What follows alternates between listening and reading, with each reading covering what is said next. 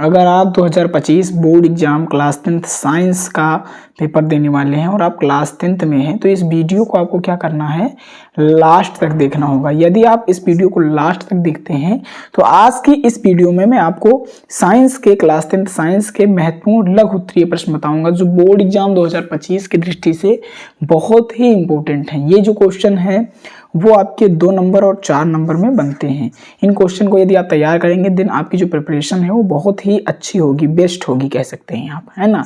तो इस वीडियो को पूरा लास्ट तक देख के इन सभी प्रश्नों को तैयार कर लीजिएगा और अपनी तैयारी क्लास 10 साइंस की बेहतर ढंग से करिएगा। तो आइए देखते हैं कौन कौन से क्वेश्चन तैयार करने हैं। तो महत्वपूर्ण लघु उत्तरीय प्रश्न में जो पहला क्वेश्चन है आपका, ब्लीचिंग पाउडर के कोई 2 उपयोग लिखने हैं। ये केमिस्ट्री पार्ट का क्वेश्चन है, कई बार परीक्षा में आया हुआ है और अब की बार भी चांस है। तो महत्वपूर्ण लघु उत्तरीय प्रश्न में जो पहला प्रश्न था वो आपने देख ही लिया है। इसका आंसर हम देखते हैं कि क्या है। ब्लीचिंग पाउडर के कोई 2 उपयोग, तो आपको कैसे लिखना है, उत्तर डालेंगे और इसी तरीके से लिखेंगे कि ब्लीचिंग पाउडर के 2 उपयोग निम्न हैं। कैसे लिखेंगे, ब्लीचिंग पाउडर के जो 2 उपयोग हैं वो निम्न है। इस तरीके से आपको इसका आंसर लिखना है। तो पहला उपयोग क्या है, इसका उपयोग कॉटन तथा लिनिन को साफ करने के लिए कपड़ा उद्योग में होता है। इसका जो उपयोग है, पहला उपयोग वो कपड़ा उद्योग में होता है। क्या करने के लिए, कॉटन, रुई को तथा लिनिन को साफ करने के लिए किया जाता है ना। तो ये पहला उपयोग है किसका, इसका पहला उपयोग है ब्लीचिंग पाउडर का। दूसरा उपयोग देखो, रासायनिक उद्योग में ऑक्सीकारक के रूप में प्रयुक्त होता है। जो रासायनिक उद्योग होते हैं उसमें ऑक्सीकारक के रूप में जो प्रयुक्त किया जाता है वो ब्लीचिंग पाउडर ही है। तो ब्लीचिंग पाउडर के जो 2 प्रमुख उपयोग थे, पहला इसका उपयोग कॉटन तथा लिनिन को साफ करने के लिए कपड़ा उद्योग में किया जाता है। दूसरा उपयोग क्या था, रासायनिक उद्योग में ऑक्सीकारक के रूप में प्रयुक्त होता है। आई होप आप समझ गए होंगे पहले क्वेश्चन का आंसर। इंपॉर्टेंट है, इसको पढ़ लीजिएगा, आप पेन कॉपी से नोट भी कर लीजिएगा। दूसरा क्वेश्चन देखो, उभयधर्मी ऑक्साइड क्या होते हैं। कई बार परीक्षा में आया है, अब की बार भी चांस है। तो उभयधर्मी ऑक्साइड ये आपके तीसरे चैप्टर का है शायद क्वेश्चन। तो उत्तर देखो, वे ऑक्साइड जो अम्ल तथा क्षार, क्या है, वे ऑक्साइड जो अम्ल तथा क्षार दोनों से अपक्रिया करके क्या बनाते हैं, लवण और जल बनाते हैं। ये जानते हो क्या करते हैं, ये जो उभयधर्मी ऑक्साइड होते हैं वो अम्ल, एसिड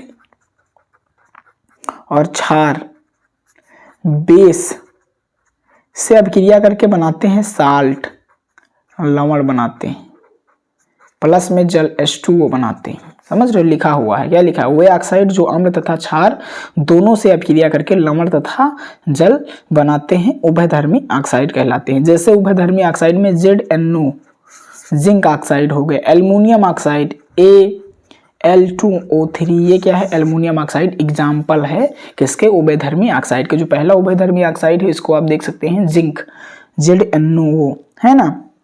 और जो दूसरा है वो क्या है बेटा, एल्युमिनियम ऑक्साइड, क्या है, aluminium oxide Al2O3, aluminium oxide, है ना। तो ये हो गया आपका दूसरा क्वेश्चन। आई होप आपको दूसरा क्वेश्चन समझ में आया होगा कि उभयधर्मी ऑक्साइड क्या होते हैं। तीसरा क्वेश्चन मैं आपको दिखाता हूं। तीसरा क्वेश्चन है, वाष्पोत्सर्जन क्या है। बहुत इंपॉर्टेंट क्वेश्चन है, वाष्पोत्सर्जन जो है वो क्या है, तो आपको उत्तर में बताना है। ये 1 नंबर या 2 नंबर में क्वेश्चन बन सकता है। पौधों के वायवीय भागों में जल की हानि वाष्पोत्सर्जन कहलाती है। जो पौधों के वायवीय भाग हैं उसमें जो जल की हानि है वो वाष्पोत्सर्जन प्रक्रिया कहलाती है। आई होप आपको समझ में आया होगा कि पौधों के वायवीय भागों में जल की जो हानि है वो वाष्पोत्सर्जन कहलाती है। और जल की हानि जलवाष्प के रूप में होती है। किस रूप में होती है, जो जल की हानि है वो जलवाष्प के रूप में होती है। तो वाष्पोत्सर्जन क्या है, पौधों के वायवीय भागों में जल की हानि वाष्पोत्सर्जन कहलाती है ना। जल की जो हानि होती है वायवीय भागों में पौधों के, और जल की हानि जलवाष्प के रूप में होती है। तो ये इंपॉर्टेंट क्वेश्चन थे 3। चलो नेक्स्ट क्वेश्चन मैं आपको दिखाता हूं कि नेक्स्ट जो आपका क्वेश्चन है, नेक्स्ट चौथा क्वेश्चन आप देखिए। नेक्स्ट चौथा क्वेश्चन क्या है, स्टोमेटा रंध्र क्या है, ये कहाँ पाए जाते हैं और इनकी उपयोगिता क्या है। क्या है क्वेश्चन, स्टोमेटा रंध्र क्या है, ये कहाँ पाए जाते हैं और इनकी क्या उपयोगिता है, ये आपको बताना है। तो इसका उत्तर देखो, पत्ती एक चपटी संरचना होती है। आपने पत्ती की संरचना देखी होगी, चपटी रहती है जो दोनों ओर से बाह्य त्वचा से ढकी रहती है। और क्या होती है, जो दोनों ओर से बाह्य त्वचा से ढकी रहती है। बाह्य त्वचा पर यहाँ वहाँ छोटे छोटे छिद्र होते हैं। क्या होता है, जो बाह्य त्वचा होती है वहाँ पर वहाँ छोटे छिद्र होते हैं जिन्हें रंध्र कहते हैं। रंध्र क्या है? पत्ती की एक चपटी से रचना होती है जो दोनों ओर से बाह्य त्वचा से ढकी रहती हैं।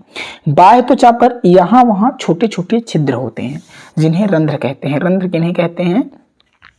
जो पत्ती होती है, पत्ती, और वो एक चपटी से रचना होती है और जहां पे छोटे छोटे छिद्र होते हैं पत्तियों में बाह्य त्वचा पे, और उसे रंध्र कहते हैं। तो आई होप रंध्र की डिफिनेशन आपको समझ में आई होगी। सामान्यतः निचली बाह्य त्वचा पर अधिक संख्या में रंध्र होते हैं। जो सामान्यतः निचली सतह है बाहरी त्वचा पर अधिक संख्या में जो रंध्र हैं वो पाए जाते हैं। रंध्र पौधों के हरे वायवीय भागों पर भी पाए जाते हैं। तो आई होप आपको समझ में आया होगा कि स्टोमेटा रंध्र क्या है और ये कहाँ पाए जाते हैं ना। तो रंध्र कहाँ पाए जाते हैं? रंध्र पौधों के हरे वायवीय भागों पर भी पाए जाते हैं। और रंध्र किन्हें कहते हैं आपको पहले ही पता चल गया हो। तो ये चौथा क्वेश्चन है। नेक्स्ट आपको मैं पांचवा क्वेश्चन दिखाता हूँ, इंपॉर्टेंट है।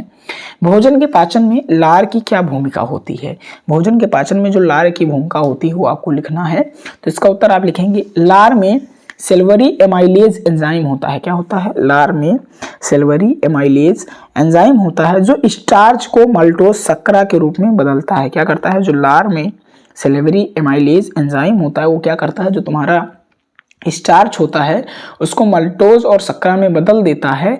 जैसे आप देख सकते हैं स्टार्च जो है वो जटिल अणु है और सिल्वरी एमाइलेज जो है वो इसको क्या करता है? मल्टोज शर्करा सरल अणु में मतलब नरम कर देता है भोजन को। कह सकते हैं आप कि जो लार में सिल्वरी एमाइलेज एंजाइम होता है वो जटिल भोजन को नरम भोजन में, सरल भोजन में क्या करती है? कन्वर्ट कर देती है, ऐसा आप कह सकते हैं। तो आई होप आपको क्लियर हो गया होगा कि भोजन के पाचन में लार की क्या भूमिका है। तो ये टोटल 5 इंपॉर्टेंट क्वेश्चन थे जो बोर्ड एग्जाम में आपके आ सकते थे। 2025 board exam class 10th science के पेपर में। तो आप इनको तैयार कर लेंगे और अपनी तैयारी को बेहतर ढंग से करेंगे और कमेंट में बताएंगे आपको ये वीडियो कैसी लगी।